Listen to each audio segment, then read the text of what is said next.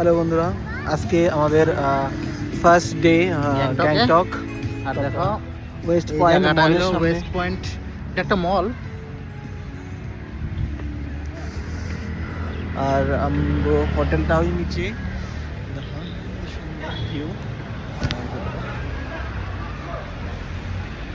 তো আমরা আছি আর 2-3 দিন।